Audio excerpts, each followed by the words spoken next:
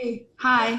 It's always so funny when I got on, I'm like, hi. We've been talking. Hello. We've been already talking. But before it was like we would have a whole plan for what we were going to talk about, or you would teach a Mhm. lesson or whatever. And I was like, I think I'm done with that.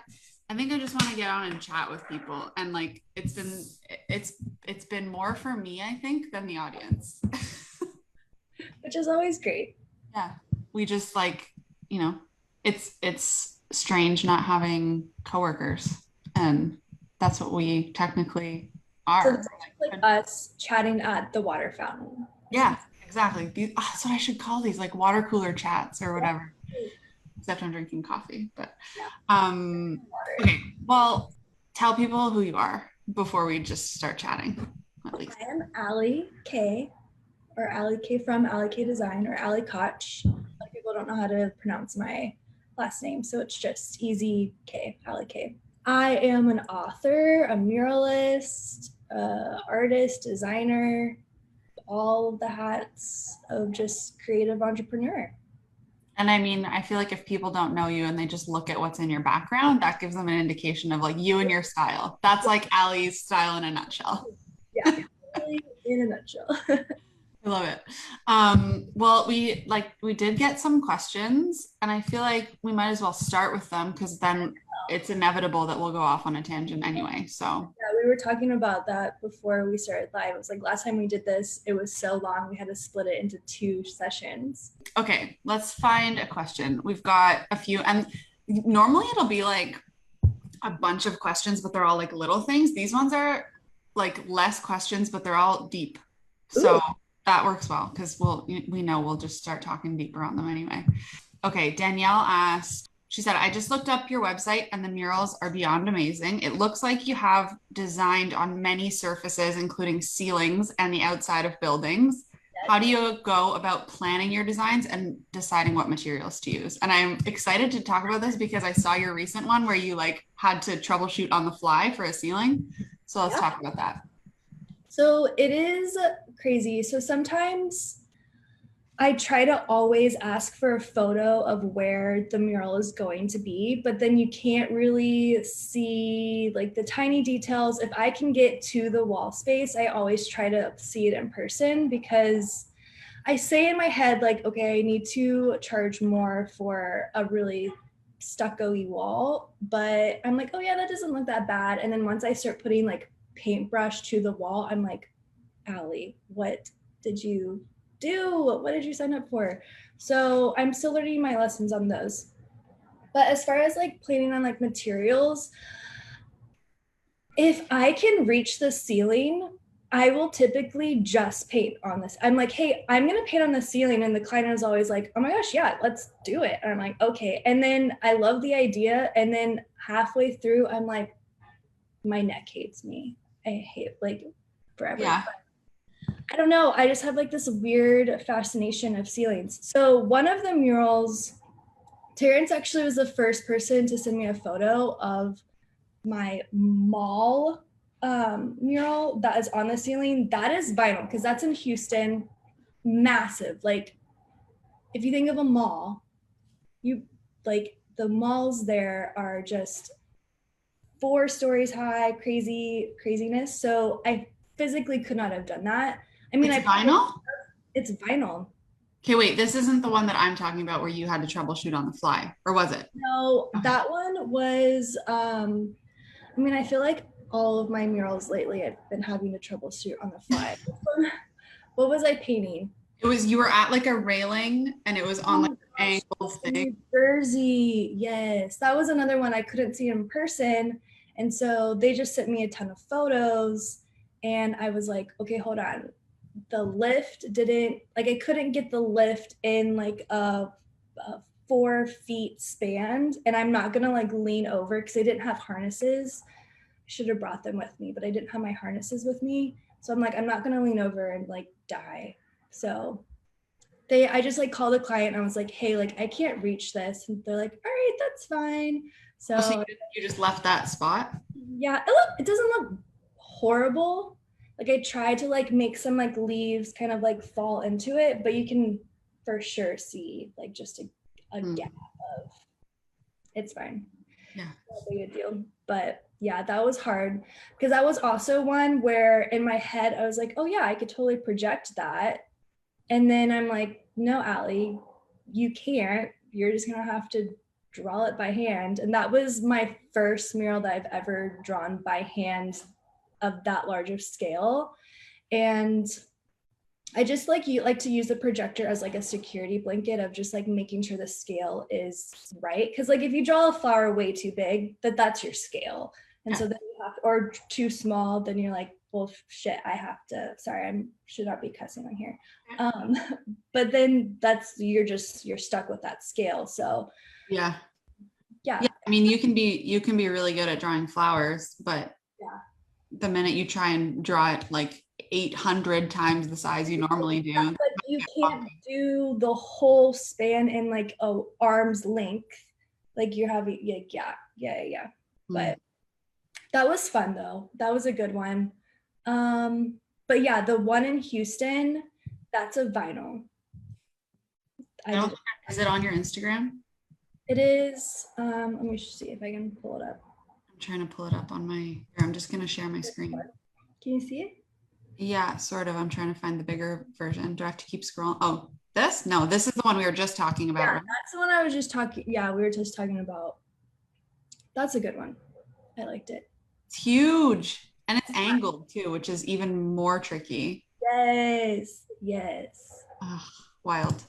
Yeah, there we go. Yeah. Yeah. I cut out that weird gap in all those photos. So. Yeah. And the one you just showed is farther down somewhere? Yeah, I think. Hold on. Anyway, looking through this, people get a feel for what you do and what we're talking about. Oh yeah, keep going. This was my birthday month. I did all these giveaways right there, that green one. This one. Yep. This is vinyl. So someone else installed it? Yes. Okay. Which I don't know how they installed it, but they did. Oh my God, look at the size of it. Massive. Yeah. It would have taken me a month to do. Yeah. Yeah.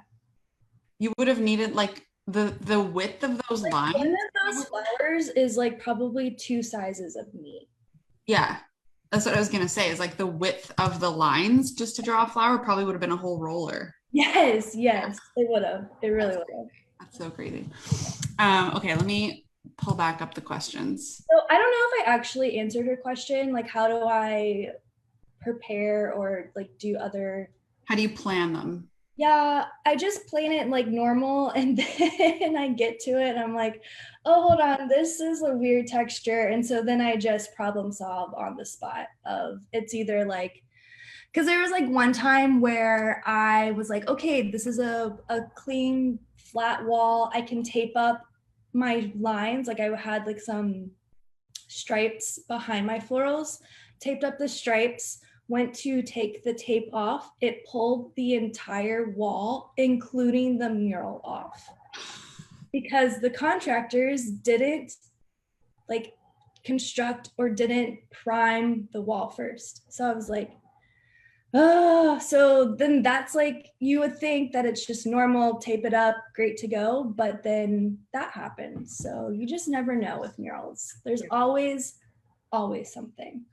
Well, yeah. And that's, I mean, these are things that like you can learn how to do a mural from somebody. You can take the courses and read the posts and whatever, get advice. But until you're there having to troubleshoot, you kind of have to be a scrappy artist to figure this out. 100%.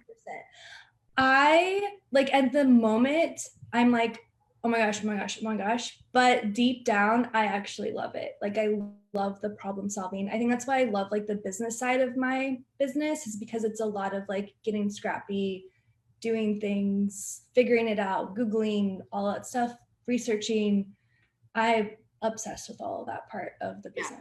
Yeah. Same. I always, whenever somebody asks me like, how did you learn all this stuff? Like, how did you know how to do business? And I was like, I didn't, I just figured it out. It's called being scrappy. And like, whenever I have people asking me business questions all the time that are like, without sounding like a jerk, like a lot of the things are just Googleable.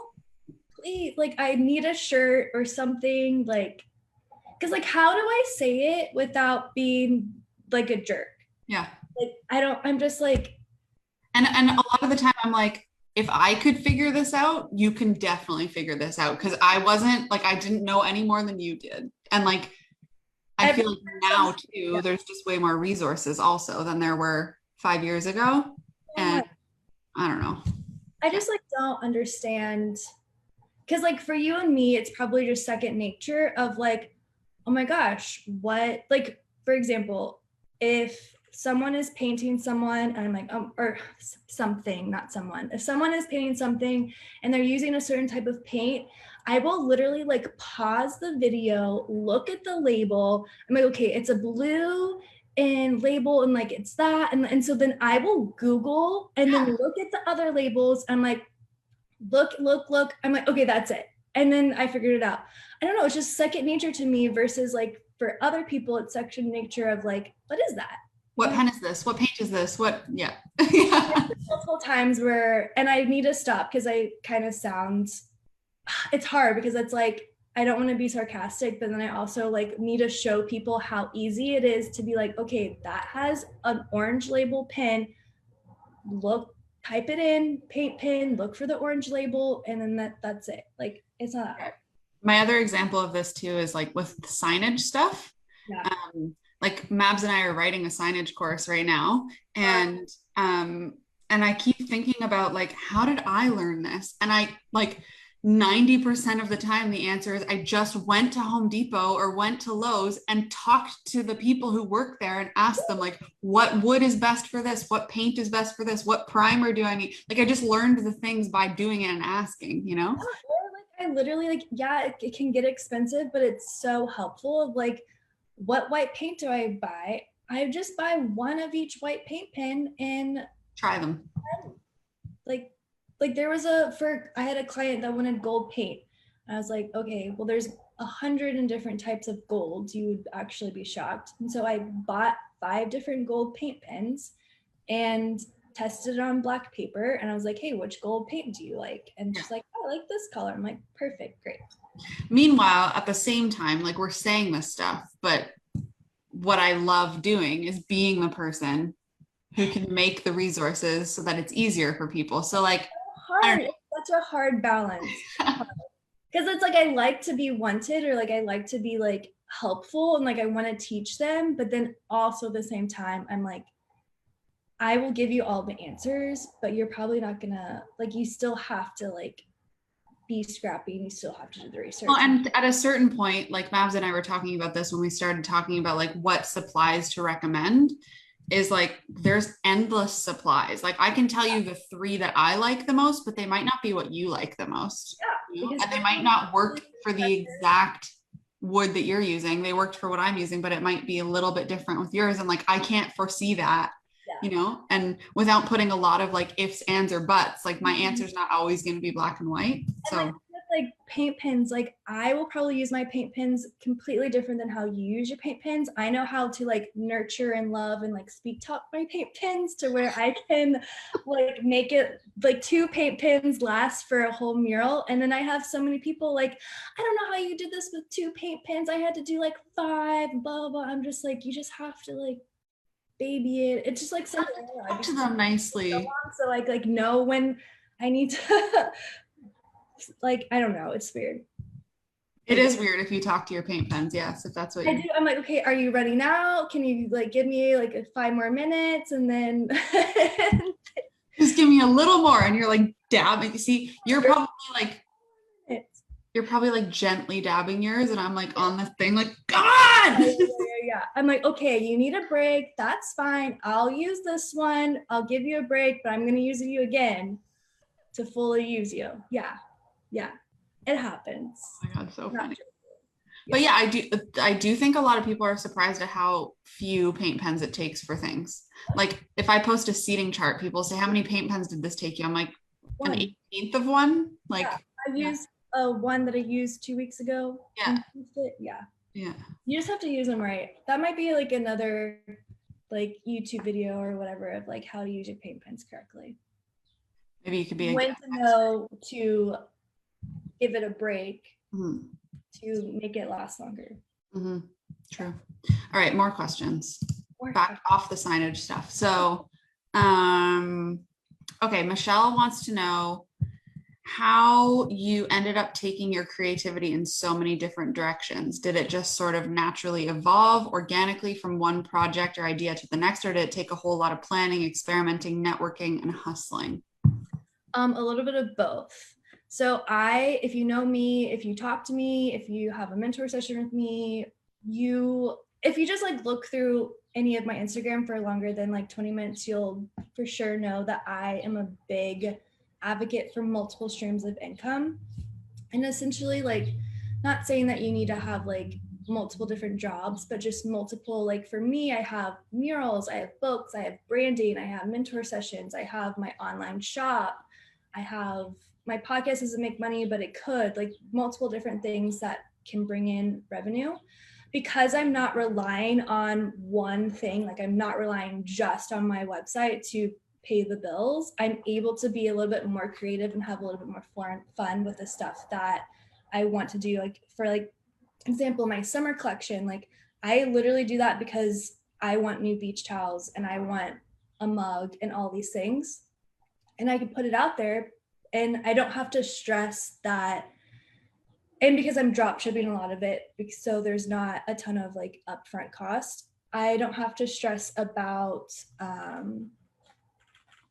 it selling. I'm going to just do it for fun. So that, as far as like getting creative, it's helpful to have like, it's because it's too hard. Like if you're just selling cards and canvases and you're only relying on like your online shop, it's hard to take more risks of being fun, of like putting your products or putting your art on different products.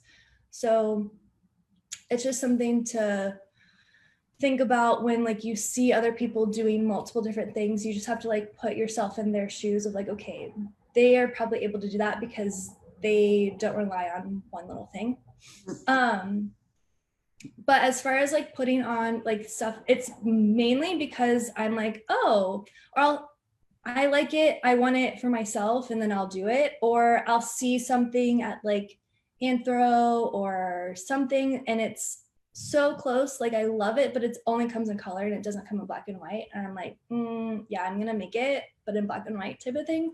So that's pretty much how my brain thinks as putting like my art on different products.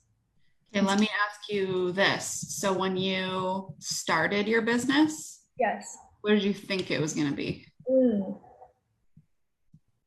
Not this.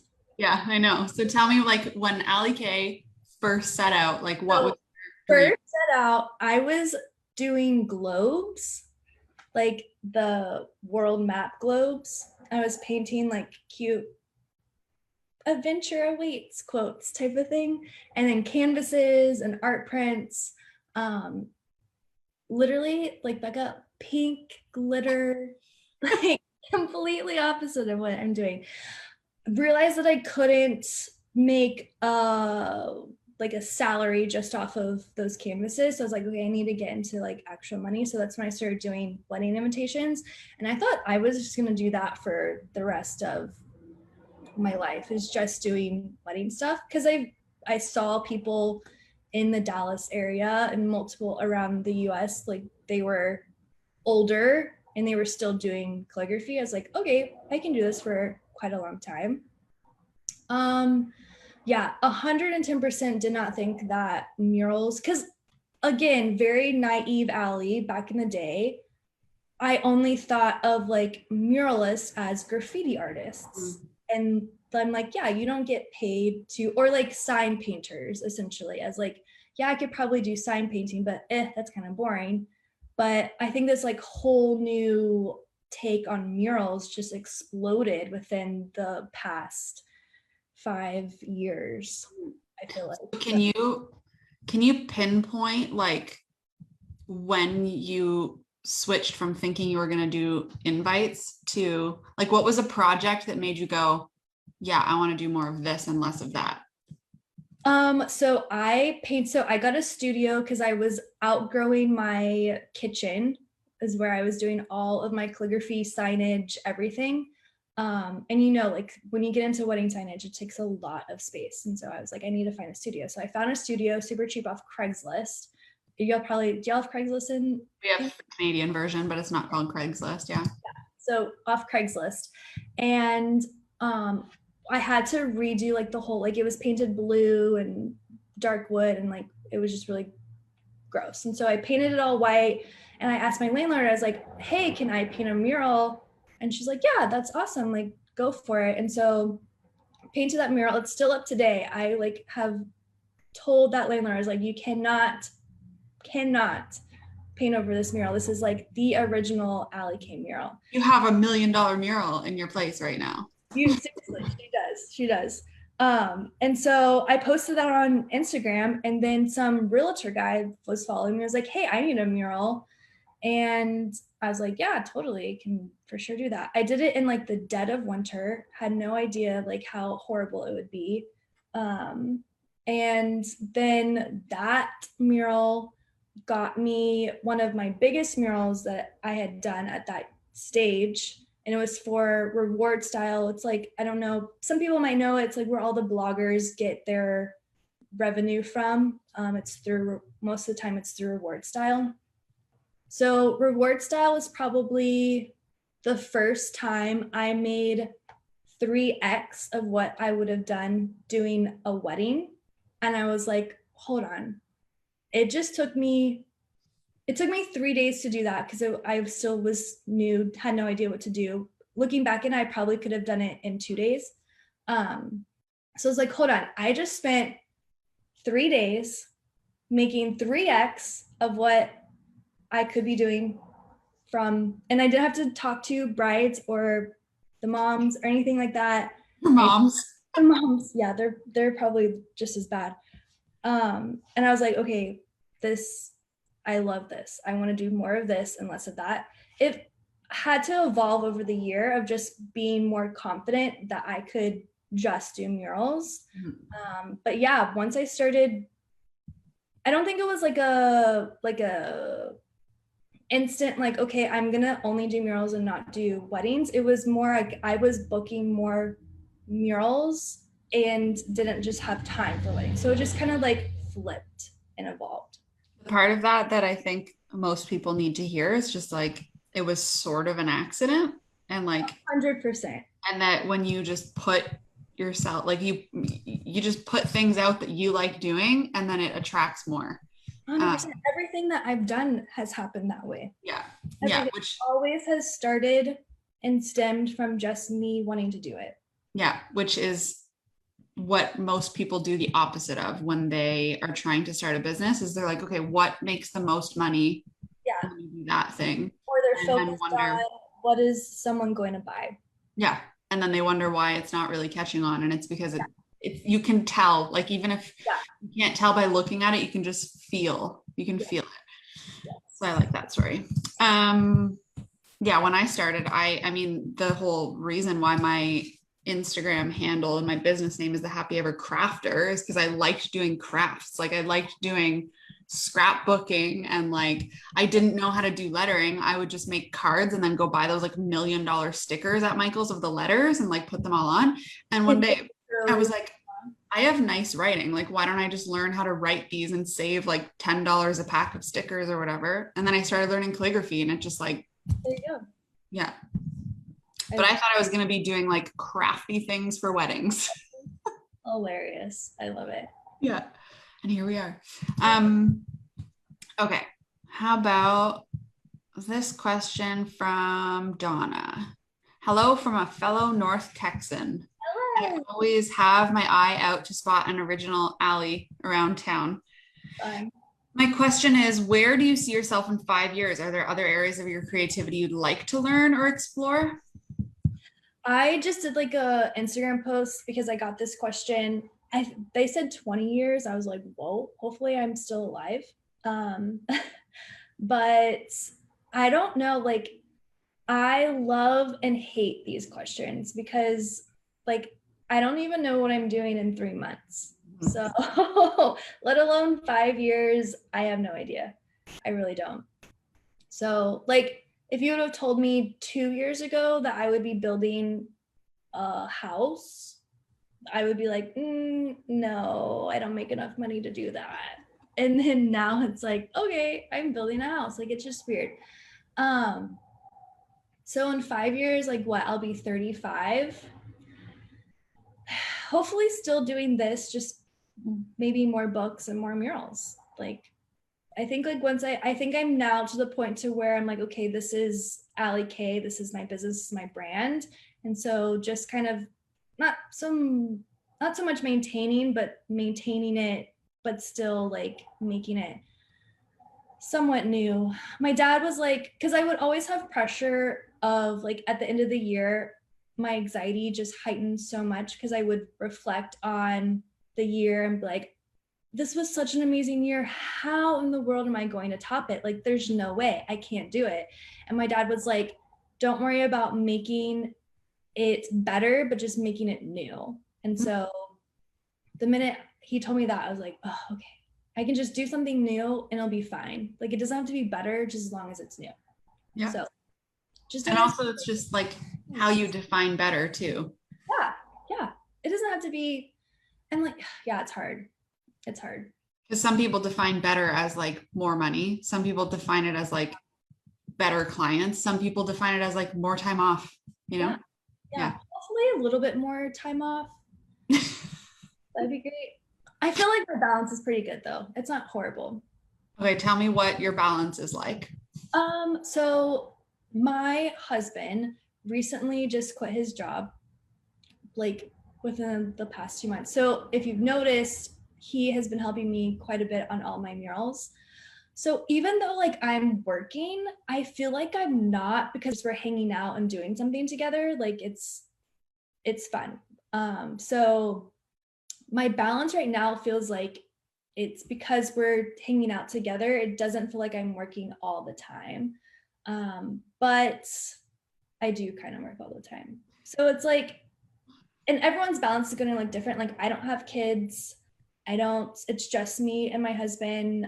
We ebb and flow. We've been together for so long. So I feel like we're like out of like the honeymoon stage and in like retirement.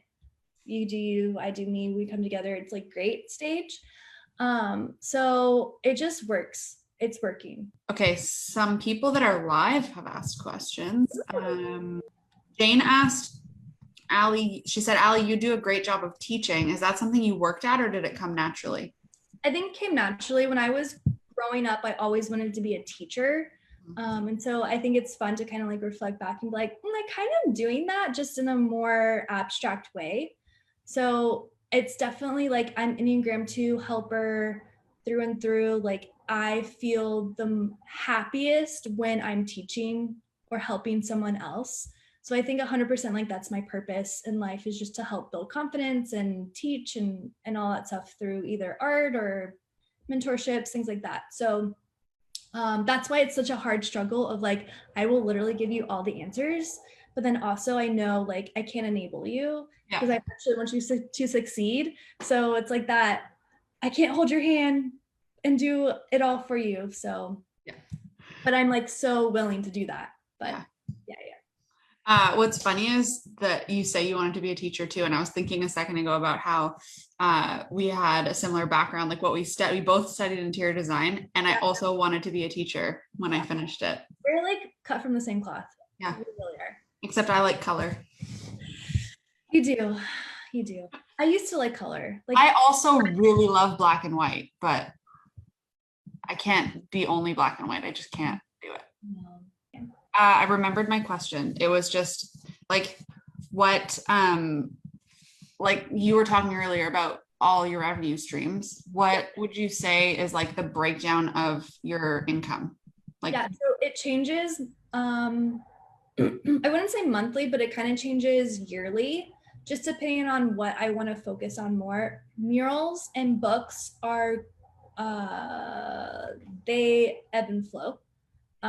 This year my murals have been doing really, really well, which is shocking to me. Also, it could be because I've just said yes to everything, as I was scared coming out of COVID of like, I'm not going to be able to paint murals ever again. And so I literally said yes to every single mural, even the ones that wanted color. I was like, sure, let's go, let's do it. So I've been painting so many murals with color this year. It's been crazy. But so it just depends. So it would be probably like murals, books, online shop, mentor sessions, collaborations. Well, I would probably put collaborations like kind of in between that, like last section kind of like is probably all about the same. I always wonder because right before we got on, you asked me how I was doing, and I was like, good. Like, I actually am getting a lot of client work that I didn't anticipate. And like, I love doing client work, but over the past few years, I haven't really done as much as I ever thought I would because teaching has become so much of a bigger thing.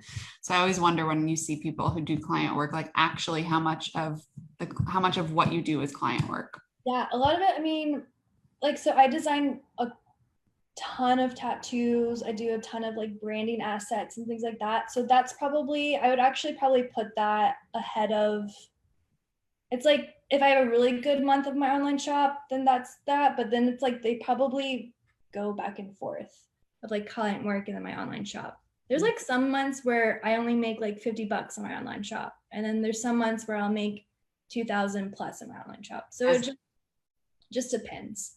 I was just telling my project manager this morning because she asked me, she's like, I think I might get you to doodle me a tattoo. And I was like, I'm not the person for that. I can refer you to Alli though, because she can do it. I love them. They're like, it gives me goosebumps thinking, because like I'll look at my tattoo.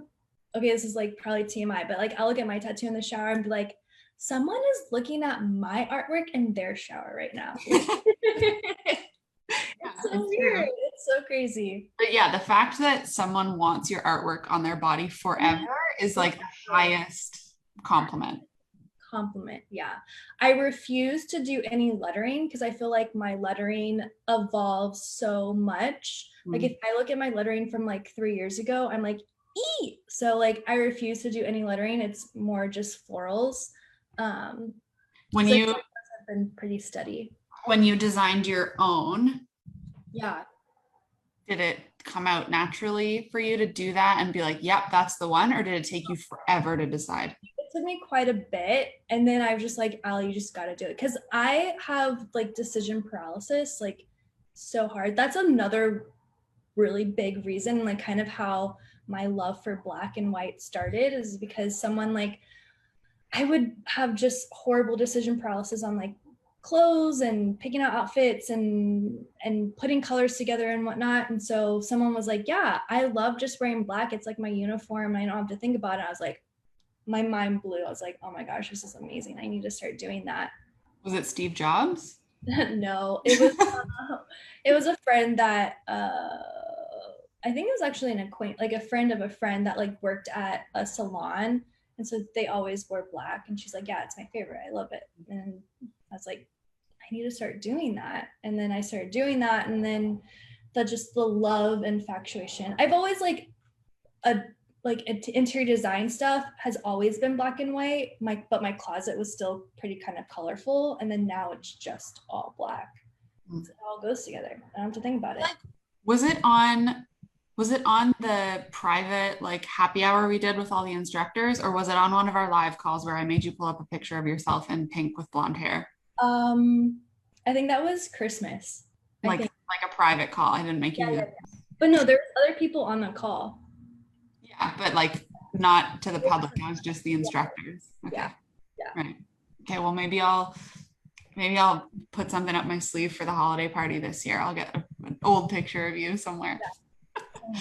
I know. Seriously, like every summer my nails were hot pink.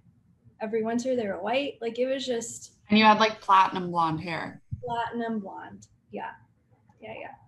So weird. It's like such a 180. Yes. Someone asked, Sarah asked in the comments, how do you price a tattoo?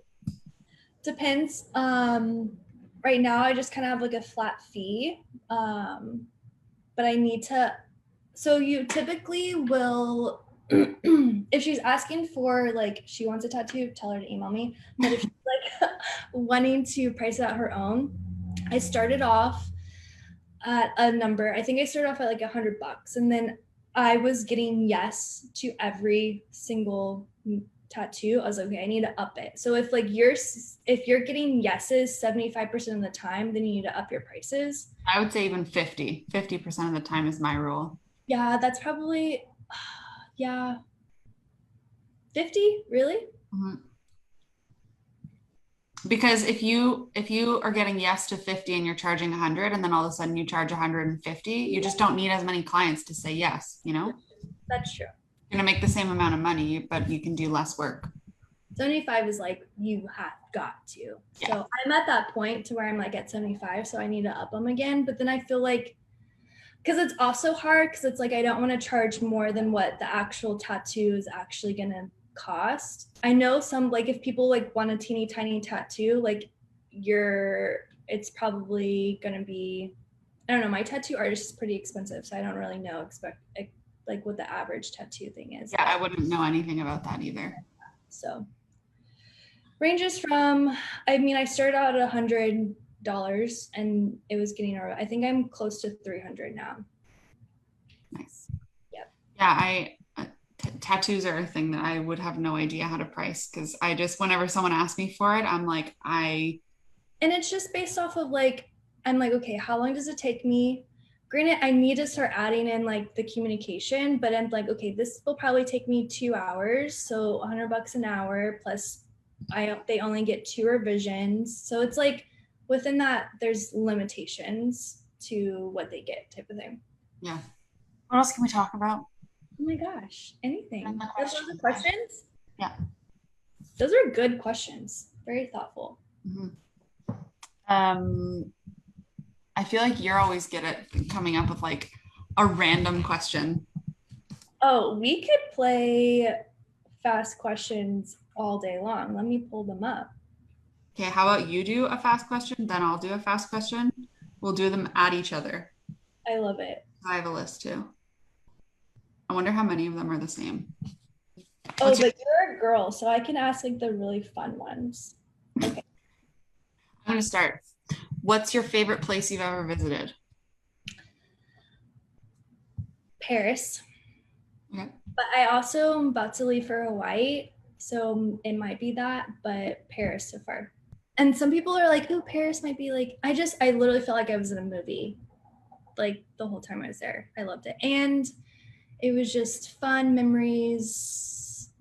I just felt really happy, laughed so much. But yeah, Paris probably my favorite. Okay. How about you? Japan, Tokyo. See that if I were to ask Landon, that would 100% be his. Yeah. That was our very first time going out of the country was Tokyo, Japan. It was so fun. What I love about Tokyo is it's like everything feels not over like it's overwhelming, but in a good way. Like everything's different, Yeah. but not scary. Like it's not too much culture You would shock. think that you would have culture shock, but I didn't feel it at all. No, And did not get lost once, which I was shocked. no. They're so good at like the way that the city is laid out. Like it's busy, but you can find your way. And like the subway system is amazing. And like people are so nice. The food's so good. Everything is cool, but nothing is like scary, you know? Yeah. A phrase you use all the time.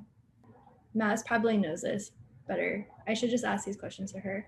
I feel like this is something that like I probably say things all the time, but I don't recognize that I say it so much.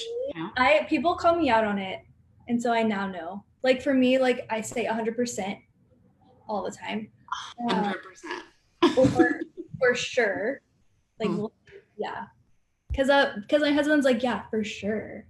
Like if I say it, then he's like, for sure. I was like, the only thing someone's called me out on before is I'll start a lot of my sentences with the word so. oh really? I'm okay. Yeah. Okay, so yeah, I guess it's like okay, so. Yeah, okay, so is one of mine too. I have a question. Okay. Yeah, mine's okay. That probably came from cheerleading too when I was younger. Definitely not for me. But yeah, I'll start like the time I was called out on it was I was being interviewed for like a documentary like project thing one time. And I did it at my mom's studio. And so my mom was there and she was watching. Like the cameraman was here, my mom was there, and she was just watching me, which is so much extra pressure. And every time he'd ask me a question, I would start my answer with so. And she like interrupted the interview and she was like, Rebecca, you have to stop saying so. What? But I'm glad she did because now I hear it in like every interview or every video I do. That's so funny. All right, your turn. Okay. What's your weirdest habit? Weirdest? I'm not a very weird, I'm like a pretty boring person. Like very ordained, just do the same thing over and over again. I don't know if I have a bad habit that I have is that I will sleep with my phone under my pillow. I need to stop doing that. Oh, my mom would yell at you for that. Yeah. Yeah. She doesn't even want it in my bedroom. Really? No, it's either like under my pillow or like right next to my nightstand, like on the edge. But yeah, pretty bad habit. Maybe that's my weirdest too. I'm like giving myself brain cancer while I sleep. I don't know. Yeah. Yeah. Okay, there's a couple questions coming in the chat. Let's interrupt our game for these. Do it. Someone wants to just know about your A-frame. Yeah, it's fun. That was a very random, like during COVID, we would drive around because we had nothing else to do. So we would drive around like all like the different lakes in Texas that were drivable, like 45-minute hour, whatever. And we would like pretend like, oh, a house here would be fun, or like we would look at like the different real estate and like pull up Zillow and see like how much the homes were, and that was just our weekly entertainment because we were going insane. And so we were driving and then we were looking at Zillow and we saw this like A-frame. I was like, and it's been a dream of mine to own an A-frame for years. My dad was an architect and that was actually his very first house that he built was an A-frame. And the magic in there when you step inside an A-frame is just unreal. I don't know what it is, but it's a really cool feeling. So this A-frame popped up on the Zillow. I was like, oh my gosh, this is like not crazy expensive. I showed my husband, I was like, can I get this? Like out of like a joking. He's like, yeah, sure. And I was like, hold on. He's like, yeah, why not? And so we actually didn't like the A-frame that we saw on Zillow. So we found land and then built that essentially the same A-frame with a million different changes to it because I'm picky. So is your dad your architect? I wish. That would have been super cool. But no, we found like we just used the same architect because they already had the drawings made up for that A-frame that they were trying to sell. And so we just used those same drawings, but I modified it to fit my style and my needs. And so yeah, we've been doing it. I just posted, we bought the land a year ago this week, which is crazy to think about that it's been over a year working on this project, but it's fun. So your design background coming in handy finally. Oh gosh, I know, it's been so fun to design literally every inch, like outlets and like everything. So it's been I'm gonna be sad once it's done because I'm like, I need another project. So I like, it's funny because most people think interior design means decorating, but really like it's not. And when we got our house, we did a big reno on it. We just put like a beam in, pull some walls out and whatever. And I was literally like, Ryan did most of the work and I did the drawings. And so I was just sitting there on AutoCAD on my computer and he'd be like, where do you want this? And I'd be like, let me crunch the numbers. Let me draw it on here. And I'd be like, here's the plan. And I'm like, my degree finally came in handy. Well, it's like shocking when like you're talking to these contractors and then like you're spitting out all these words and they're like, oh, I'm like, yeah, I know what I'm talking about. Yeah. Yeah, when we did the building inspections and stuff, they would try and say things to me and try to like dumb them down. I was like, no, I got you. Like, and I'm keeping right up. And they're like, or they like try to dumb it. I'm like, no, actually, that doesn't take that long to do. Like, you can get it done shorter. Yeah. Or when, like the our tile guy who was doing the floor, he just came in, didn't ask me what pattern I wanted, just took the tiles and started going. I wasn't home and he just did the tile. And I came home and I was like, what? No. And why would you start here? You should have started on the other wall. And I was like correcting his work and he was like, what are you talking? I was like, I know what I'm talking about. Like, oh my God. It happened so many times when we were renovating. Yeah. It'll be done next month. We originally were going to get it to rent it out as an Airbnb, but I just have fallen in love and put so much into it and put probably a little bit more money than I should have for like an Airbnb property. So this will just be a family friend place. Kind of thing. Yeah, getaway, because this will be our second home. A lot of people also thought that we were moving out to the boonies, and I'm like, no, can't do that.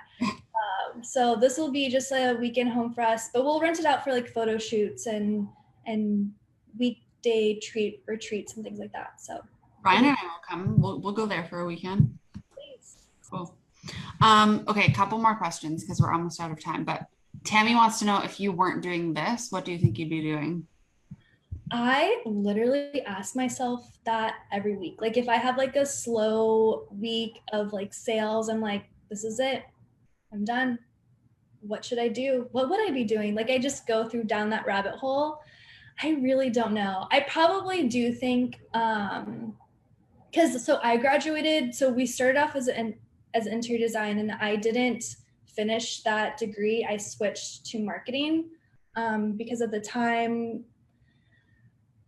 still when I like graduated, it was still like artists, starving artists, interior designers are color pickers. They don't have jobs, like they don't make money, all of that stuff. Like my parents, literally I could do whatever I wanted and they would be supportive, but I've been with my husband since I was 14. So his parents were heavily influenced in my life. And so they always were like, you need a business degree, you need a 401k, and what are you going to do? And like all these jobs and stuff.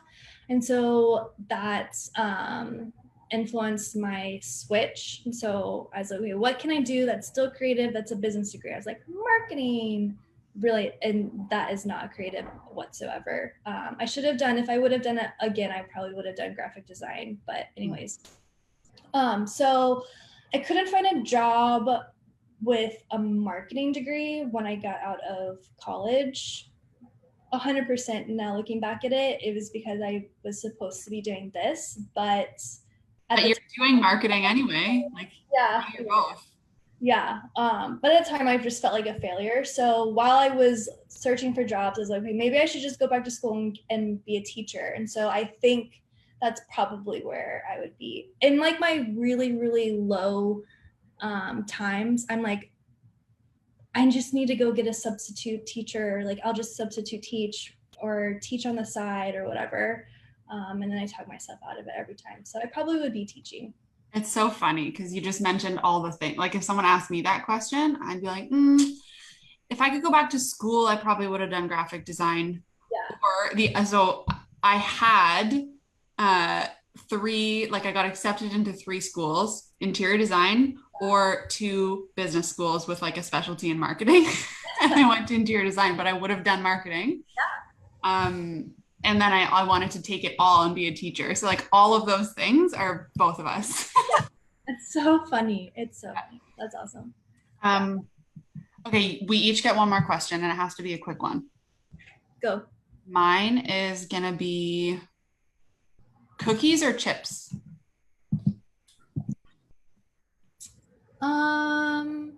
Dang. It's like sweet and salty. And like, you know me, like I love sweet tea, but I also love those waffle fries. So You only have one. can I say neither? No. Not like if I was in a pantry and I had like cookies, chips, gummy worms, or I would like pick the gummy worms. No, it's cookies or chips. Like let's say you have perfect chocolate chip cookies, or I'll probably just have to say cookies. Okay. You know what my favorite cookies are though? You're gonna laugh at me. McDonald's. They have ever had a McDonald's cookie? Okay. You have McDonald's up there? Yeah, probably for sure. Okay, you need to go get their cookies. They're life-changing. They're like $1 for like a specific flavor? You mean like the ones you get in a Happy Meal? Cookies. Yeah. Okay. They used to have the little mini I remember those, not those. It's just their baked good chocolate chip cookies. They're the best. Okay. I'll believe you and I will do it. They're my favorite. Yeah. Okay. What is the last thing you purchased on, some people hate on Amazon. So last thing you purchased online. It's Amazon. This morning I purchased some gifts for a friend who's having a baby. It's not that exciting. That's fun. Before that, for myself, Mhm. the best bathing suit in the world. Okay, so good. I buy like almost all of my clothes from Amazon now. It's No, that wasn't from Amazon. Oh, You buy clothes on Amazon? yes. Shockingly, they're great. Hmm. I've never even thought to even look for anything on Amazon as clothing. Yeah, they're actually really great. Well, the bathing suit, if anybody's looking for like the best one piece, I've never had a one piece in my life. I can't do them. My torso's too tall, so it's like can't until 100%. So Okay, so listen to this then, because they have a long version. okay. Also, I could never do them because I have a big butt and a small upper body. And so if I got the right size for my butt, it'd be too big on my upper body, blah, blah, blah. But this one is like it wraps around the top. So you tie it as tight as you want. And they have a long version and it's got like a gap in the middle. So if you're tall, it just makes the gap a little bit bigger. Yeah. It's from Aerie. And I'm going to have to put the link in the chat because people are going to want it now. But like, I've literally never had a more comfortable bathing suit. And I know like 5 other people with the same body type that it fits perfectly. So I'm telling you. And they have a black one. So Perfect. we're in. All I need. No, Aerie is like amazing. People are like, oh, it's for teens. No, I will shop there when I'm 50. Aerie bathing suits, like Underwear, bras, underwear, all of it. Magical. Yeah. Well, that's not where I thought this conversation would go, but you never know. You never know. Never know. Well, thanks for coming on again. This is probably what, like the 5th time I've made you come on some sort of my show, the evolution of my show. But next time, water fountain jug talks. What's that? The water fountain talks. Yes. Okay. Yes. Well, I'm sure you'll be back again, but it's always a pleasure. Nice to chat with you. And good luck with all your crazy busy murals. Oh, thank you. Thank you. You too. All your client work. Okay, talk to you soon. Bye. Bye.